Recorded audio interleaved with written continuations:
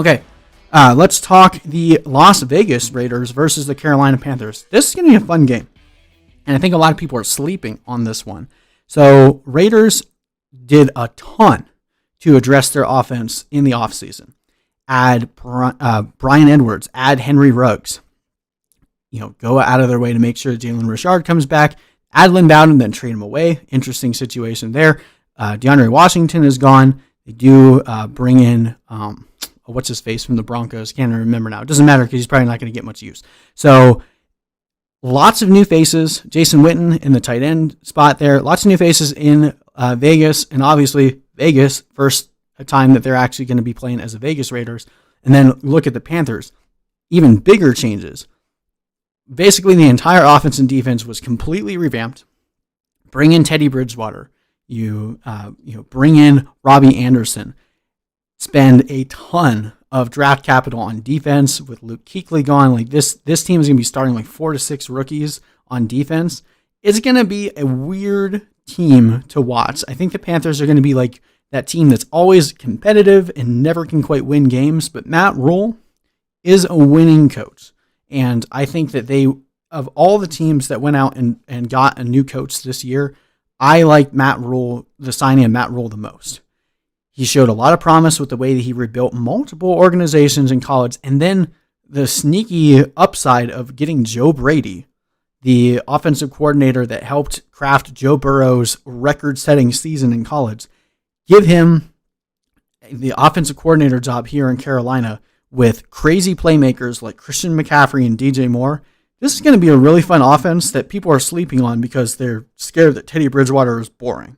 So I've said my piece here. Let's go. Let's talk about this game. So Vegas kind of feels the same way I do, given this game a 48-point over-under. This is going to be a decently high-scoring game and a game that you're going to want, especially in DFS, you're going to want a lot of ownership in this game on both sides of the ball. So right now, the Raiders are actually projected to win this game by 3, implied point total 26 to 23, give or take.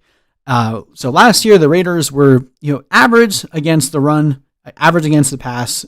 You could score a lot of points as a quarterback overall. And then the Panthers were basically bottom of the barrel at defense across the board, with the exception of the tight end position. And their defense is arguably worse this year than it was last year.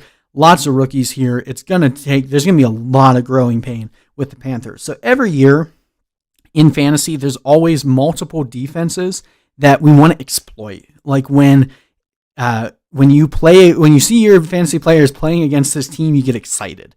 And Panthers are going to be one of those teams this year. Probably the Panthers, maybe the Jets could be that team this year as well, even though the Jets were pretty decent on defense last year. But most certainly the Panthers and the Falcons, 2 teams in the NFC South. When you see your team playing against this, or when you see your fantasy players playing against this team, you get excited.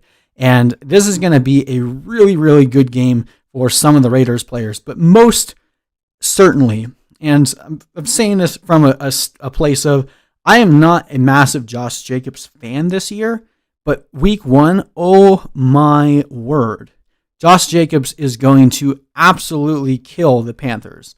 Like, if he runs for 200 yards and 3 touchdowns, I wouldn't be shocked. The Panthers are garbage against the run.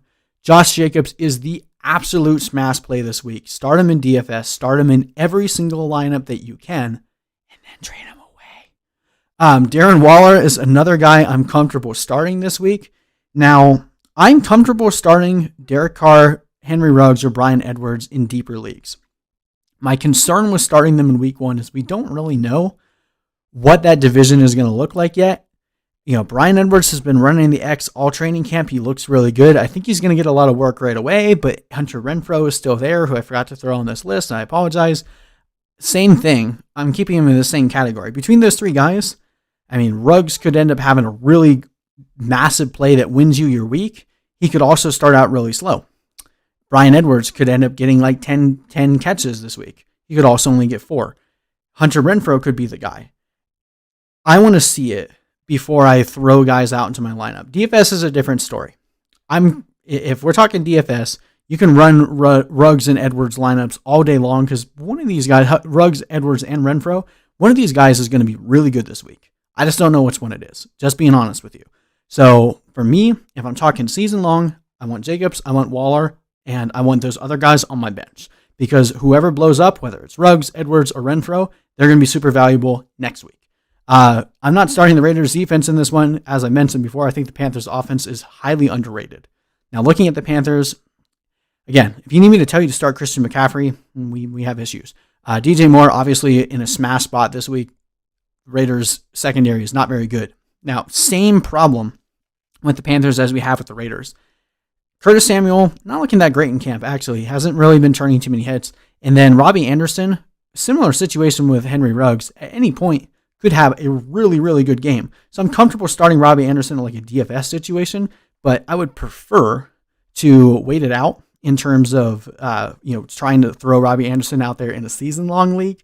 But I do think that these guys could be decent starts, especially in DFS. If you're in a 2-quarterback league, Teddy Bridgewater is a really decent start, but there's just more options out there that I'm more confident in than throwing Teddy Bridgewater out in his debut with the Panthers. But I do think he'll still finish above where people are expecting him to go right now. Ian Thomas is a name that I am actively avoiding right now. Dealing with turf toe, that's not a good situation. So I would avoid Ian Thomas, and I think that just means there's going to be more targets for Christian McCaffrey and DJ Moore because they run similar routes. And then there's no way I'm playing the Panthers defense probably at any point this year. So keep that, just don't.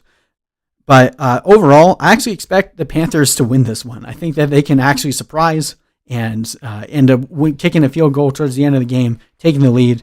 I won't be surprised if the Raiders win this one. This is going to be a close game no matter what, but I think the Panthers can actually surprise, win one, and then they're probably not going to win another game for a good bit of time. All right.